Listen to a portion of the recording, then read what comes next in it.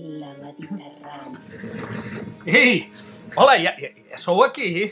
Benvinguts a bord des del pont de comandament de l'Arca de Babel. Ja sabeu que des d'aquest blog cada setmana anem resseguint el periple que l'Alfred i l'Elisabet fan pels 7 mars del llenguatge i us proposem una paraula perquè la definiu.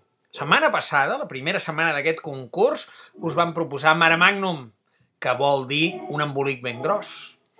Hem rebut 34 missatges amb molts més grups que s'han anat reagrupant junts, ajuntant-se, més de 60 definicions imaginatives de la paraula mare magnum.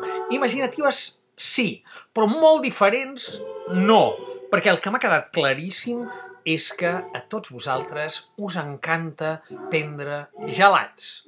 I no cal que us digui de quina marca preneu majoritàriament els gelats. Fins i tot algun dels grups ha dit que els prenia ballant. O almenys jo he entès això perquè ho ha definit amb una mena de mare magnum style. Ara bé, jo aquesta segona setmana, abans de proposar-vos la segona paraula de concurs, vull destacar els missatges millors que m'han semblat de tots els que heu enviat aquesta primera setmana. Destacarem 5 finalistes i el més destacat de tots. En 6ena posició, el missatge que heu enviat al grup que signeu com a llengua, que definiu així la paraula mare magnum. Flor de color blau marí que només creix al Pol Nord i floreix la nit del solstici d'estiu. No està malament. En 5ena posició, el grup que signeu com superindiscutibles. Mare magnum, esport de rem que practiquen els mags. Consisteix en recórrer pel mar tot el món remant i d'aquesta manera conèixer els números i, per tant, les matemàtiques de tot el món. Ja es veu en quina assignatura heu fet aquestes definicions, Indiscutibles. En 3a posició, el grup que signeu com escriptors catalans. Mare magnum, barca de rem que té la virtut de navegar per sobre el magma. Pa mal. En 3a posició, els inventaparauladors. Així és com us dieu. Mare magnum, marea produïda pels moviments magnètics de la Terra. En 2a posició, el grup O, persona, que signa com a Marc-GC i defineix així mare magnum, el sentiment d'un animal femella quan dona a llum. Sigui quina sigui l'espècie, hi ha un sentiment davant de la nova vida que és compartit per totes. Es tracta d'una suma de desconcert i alegria, de nerviosisme i tranquil·litat. Tranquil·litat va amb la geminada, Marc-GC, però vaja, una definició molt àmplia i molt maternal. I finalment, la definició que destaco en aquesta primera setmana de concurs, després que el jurat ens les hem mirades totes, és aquesta. La signa ADE i defineix així. Mare magnum, fruita que prové del maragnomí i es sol trobar a Hawaii.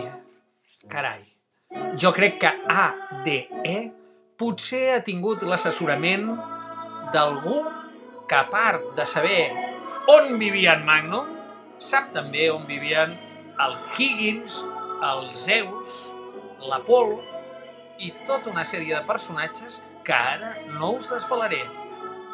ADE, enhorabona. Tranquils, no passa res. Tranquils, tot controlat. M'havia oblidat de deixar-vos la paraula de concurs d'aquesta segona setmana. Jo ja me n'anava, mar enllà. Després del mare magnum, de passar per la mar Mediterrània amb la Bet i l'Alfred, aquesta segona setmana ens en anem al mar Roig, o la mar Roja. Quan hi passa l'Arca de Babel, observen bocabadats com s'obren les aigües. Es divideix l'aigua del mar i a una banda queden les paraules d'origen àrab i en l'altra les paraules d'origen hebreu. En català tenim moltes paraules d'origen àrab. Per exemple, atzavara, muatzí, aljub, assut. Però aquesta segona setmana de concurs ens concentrarem en una paraula d'origen àrab que segur que ja coneixeu i que és molt important a les vostres vides. La paraula és gatzara. Què vol dir gatzara? Ho sabeu, no? Gatzara, en català, vol dir cridòria. Són els crits d'alegria que fem quan estem molt contents, per exemple. Ara bé, gatzara és una paraula suggerent, també. Què més podria voler dir gatzara?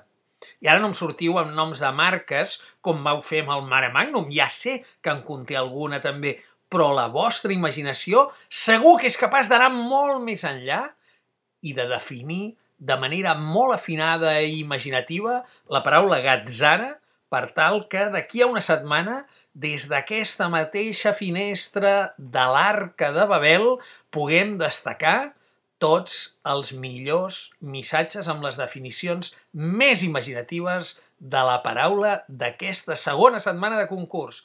Gatzara! Bon viatge!